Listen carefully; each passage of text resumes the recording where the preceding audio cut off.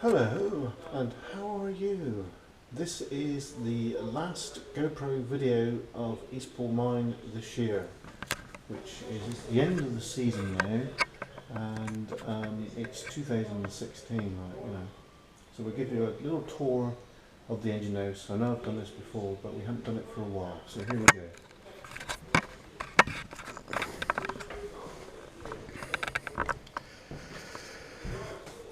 Last season we had this door repaired, which is looking a lot better.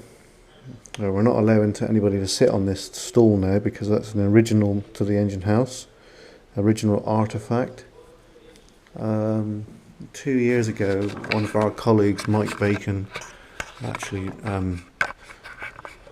drew this from an original one that was here, and to be fair, he's done a very good job. You know, he deserves all credit for that. I think it's really good. This picture here was taken here at Eastpool Mine during World War II, and the wire there, that is actually fuse, and I can't see they've got any lamps there now, but that's pretty good though. Over here we have this is a copy of an original pay slip that Mr. Wootton had during 1943, which that would be World War II. So that would be WD department paying them, and I think that's one of them. That's one of them there. Now you see that lamp there? That's a carbide lamp, and they were very commonly used here in Cornwall. And I actually got one, which I'll just show you. You can see it right there. This is a original one, and it's made by Autolite from America.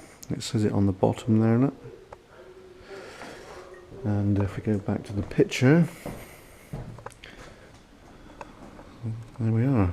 So it gives you some perspective. Carbide is a special white powder, and when you mix it with water, it creates a gas, acetylene I think it's called, and it gives out it comes out the top bit here, and it's a very bright light, and you've got that reflective bowl on the back, and it's really good. Now this is the bow, and this is for signalling the engine to stop, start, take in, pull out, blow, pole, abate and increase. So we'll just demonstrate on what it sounds like. So it's quite loud, isn't it? Now over here, now these are the tools of the engine here, and if this engine was ever to work, which it may do, you never know, they would have to use these to get it to work, and some of them are 3-man spanners, like especially that one at the bottom there.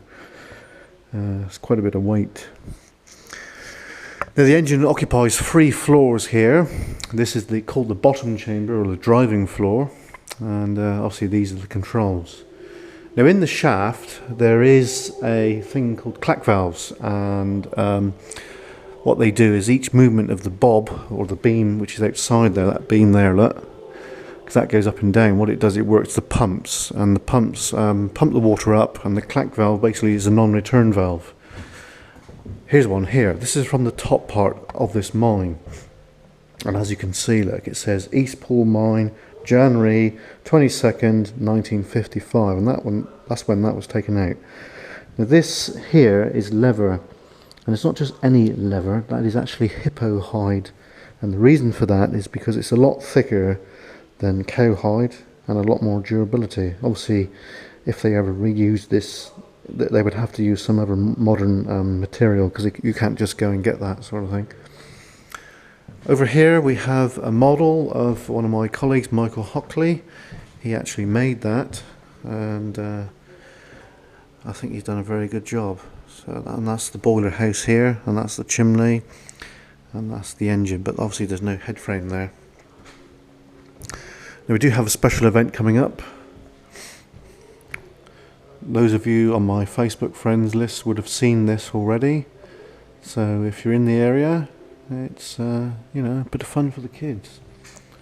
We also do inspection tours of the engine house where the kids can wear these and a flat cap and a clipboard and go around doing the engine house inspection.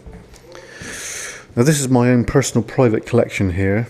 This is the evolution of the lights underground. Started off with a candle, a bit of clay on your helmet, then they went to the carbide lamp, and then later on in modern times, i.e. South Crofty, Wheel Jane, Gevor, they had these. And you've got the emergency light there and you've got the main beam, it's controlled by that. This is an original one from South Crofty, which is from my own private collection. Then we'll just go upstairs.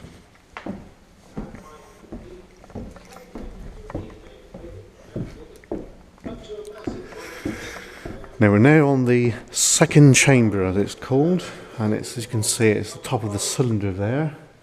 And those of you that are interested in steam engines would know about Fred Dibnah. Now, Dr. Fred Dibnah, MBE. Excuse me a minute. He stood right there, and he had the bust of Trevithick on top there. And if you want to watch the DVD, it's called The Age of Steam. Sorry about the radio there.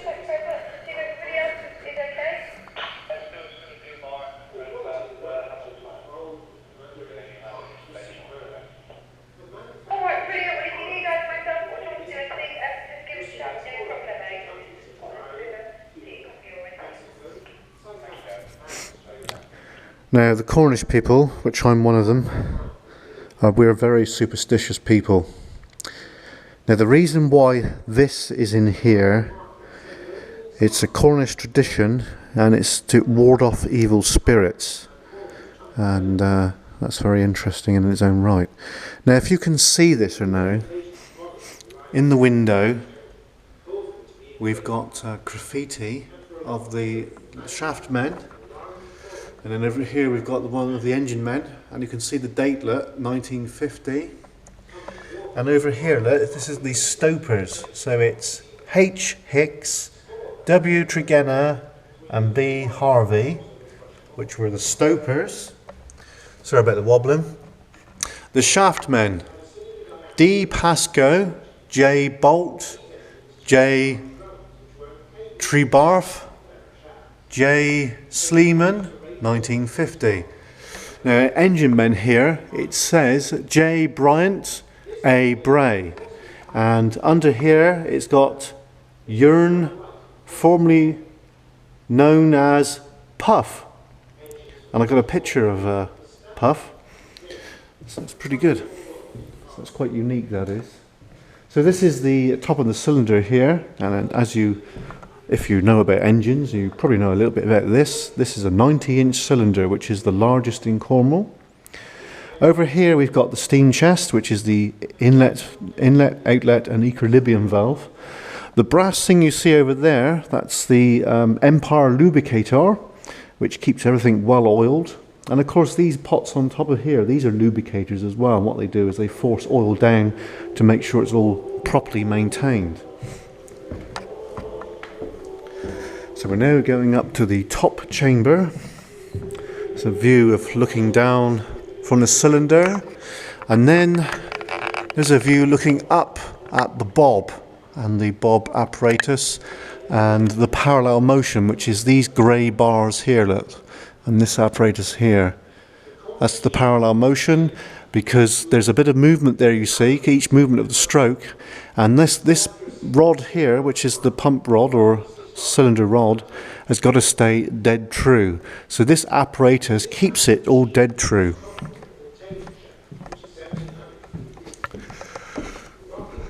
So we're now going up to the top chamber. Now we'll just go over here. Now we're now on the bob wall here. Now we're now looking at the bob. Now this bob, as you can see, it says Harvey and Colet, Hale, 1892. That's when this engine was made.